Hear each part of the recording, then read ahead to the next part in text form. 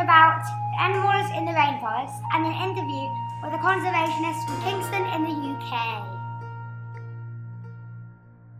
To go to the Borneo rainforest, you have to take a 10-hour plane flight from London to Malaysia. You have to take a big plane for 10 hours and then followed by a smaller plane for less time. The jungle in Borneo is very dense. To get to the middle of the rainforest, you have to take a 4-hour drive on unpaved roads to the Borneo Rainforest Lodge. Once there, you can go explore and go on trails to see orangutans and elephants and many other species that are only found there.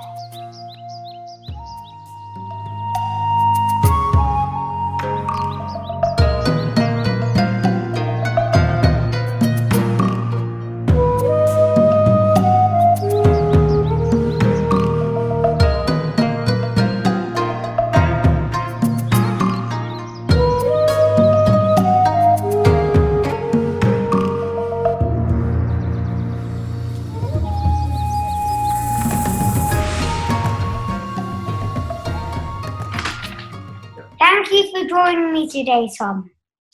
That's all right.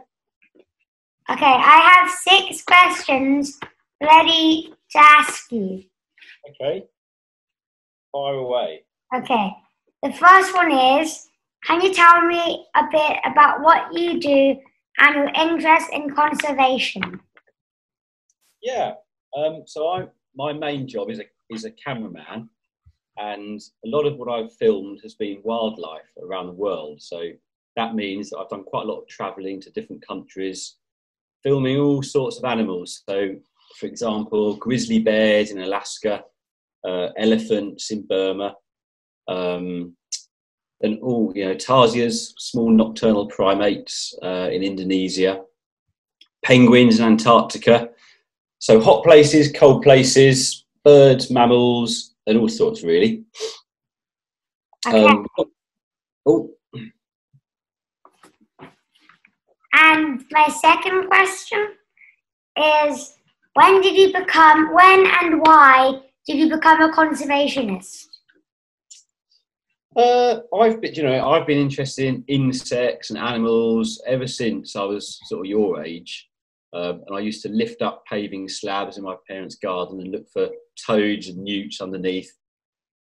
And my interest has sort of grown and grown, really. And I think that it's really important, all the other animals that we share the planet with, that aren't just amazing to look at and have amazing stories, but they're also really important to us. So even the small things like bees that pollinate, we wouldn't have a lot of our food if it wasn't for bees, solitary bees, insects. So they're all part of the big web of interrelated animals and creatures on our planet. Okay. My next question is, can you tell me your experiences with elephants in the wild? With elephants? Well, so there's obviously African elephants and Asian elephants. I've actually filmed both. So I've filmed African elephants in Zambia and Asian elephants in Burma. Mm-hmm. And I think probably Burma was the most interesting one because we had a 3-week trip where we set up a camp in the middle of the jungle, really, in Burma. And we hunted for elephants. Every day we were out looking for them. And sometimes we heard them in the distance because they're obviously quite loud when they move through the forest. And then on the very, very, very last day of filming, we had a really long day and we found them. And it was an amazing moment because it was one thing that elephants love to do is they love to bath in dust because it cleans their skin, and also the dust coats them and provides protection from sun. Like we wear sun cream, they just cover themselves in dust. And that's what they were doing. At the end of the day, the sun was setting and they were all backlit and they were there just throwing dust over each other. And we just got a glimpse kind of through some trees. We heard them, we looked through some trees and then just saw them all there really relaxed and chilled out. And it was amazing. So it was a successful end to the shoot because we thought for 1 minute, we're not going to be successful, we'll have to go home without the footage. So it was quite a special moment. Mm-hmm. Okay. My next question is, why do you think elephants have become endangered so rapidly? Yeah, so unfortunately, it's a sad story for elephants because probably about, when you were born, there were probably sort of more than twice as many elephants as there are now, and the main reason that they're suffering and that their population is declining is because of poaching. Unfortunately, that's because there's their tusks, which are actually teeth, those big ivory tusks that they have, are worth a lot of money.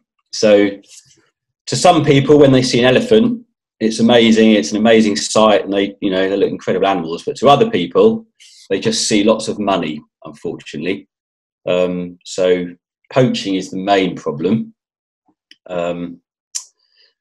Yeah, that's it, unfortunately. So there's lots of people that are doing good things. They're kind of going out and trying to find the poachers and protect the elephants, but it's difficult, and they have to work around the clock because poachers quite often will come under the cover of darkness, and they're very organised people, and they're getting more and more clever. So it's a tricky thing to battle.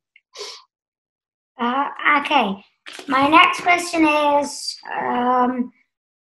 what are ivory tusks used for? So there's a few things really. Lots of carved ornaments. So ivory is seen by some people, it's sort of seen as a very valuable commodity, sign of wealth. So for example, within some countries and some places, if you have an ivory carving in your house, then it's a sign of sort of success and wealth. So it's desirable to some people. There's also thought that some kind of traditional medicines, ivory is good for that, so it helps your health. But actually, we know that it's a complete myth because ivory is just like our teeth. There's no medicinal properties or amazing things about it. It's just a myth that some people still believe. So they're the two main things really. But yeah. Okay, and then my next question is, why do you think orangutans are being endangered so quickly? Oh, well, that's a different issue. So orangutans, obviously, it's not just the animals themselves, but the habitat and the environment that they live in is really important. So the orangutans, where they live and where you're lucky enough to have been, all the trees and the forest that's their home. So the reason why orangutans are suffering is because a lot of their trees and their home is being chopped down. And that's because of a thing called palm oil that you may have heard of, which is within the trees. And palm oil is used for all sorts of things. It goes in a lot of chocolate bars, it goes in plastic, goes in the manufacture of all sorts of items. So there's a high demand for palm oil. There are alternatives to palm oil which are environmentally friendly, but there's a resistance, and it takes a long time to sort of change over. So as it stands, there's a huge number of trees that are being chopped down every day, every hour, every second in Borneo, and every tree that gets chopped down is another orangutan home that's destroyed. So their habitat is just shrinking and getting smaller and smaller. Mm-hmm. And then my final question is, what do you think we can do to stop the logging and saving the animals? Oh, I think, there's lots of things that you can do. One of the things is what you're doing, is kind of, talking about it and learning about it and raising people's awareness of it. So when you think of the orangutans and you think of the trees and the palm oil, then, when you go to the supermarket, you can look at how many of foods contain palm oil. It's very difficult to kind of have a diet where you don't eat any, because even I do. I try not to, but almost all chocolate bars have it in. Most biscuits will have it in. But some people have a very strict palm oil free diet, and they're very careful what they buy. Being aware of what you buy generally. So if you go and buy wood, you can buy more sort of sustainable supplied wood that doesn't come from a rainforest, but it will be grown in a different forest, especially for wood production. Yeah, so that's it. But there's lots of things, and at the moment, one of the main emphasis is on plastic carrier bags. We've made big steps in terms of using less plastic, because plastic is a worldwide problem that has been talked about a lot, and it just never deteriorates. So you buy a carrier bag or a plastic bottle, use it once, put it in the bin, and then it's important to think about where it goes after that. Because if it doesn't get recycled, it can sit in the sea or underground for hundreds of years before it disappears. But it never really disappears because plastic will just break down into smaller bits.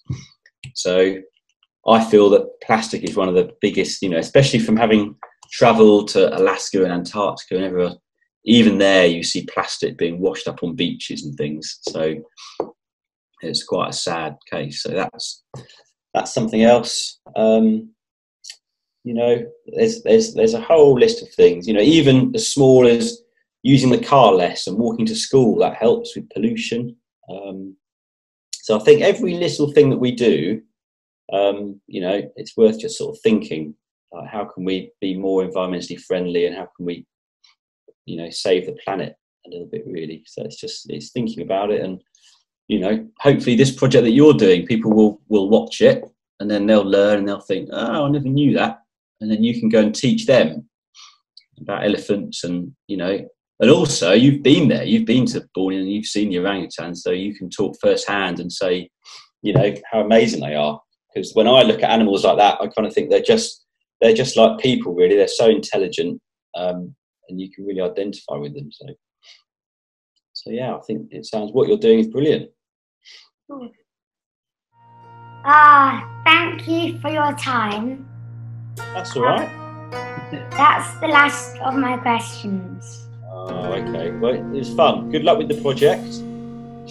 I'll see it when it's all finished. Hope you liked this video about endangered animals. Hope you learned something as well. Also, don't forget to like and subscribe. Bye! Whoa!